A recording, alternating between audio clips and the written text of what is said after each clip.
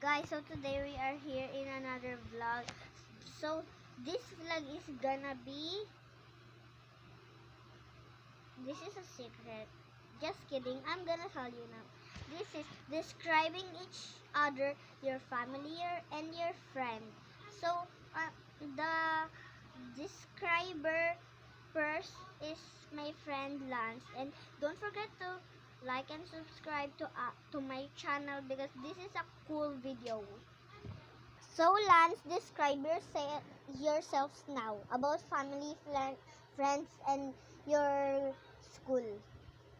My friends is Denise and Moses. And my family is not follow me, and they're not always that good, but sisigaw naman sila sa akin at ako kaya sandi at sa school ko kaya good doon ako. Di naman ako, Make it louder.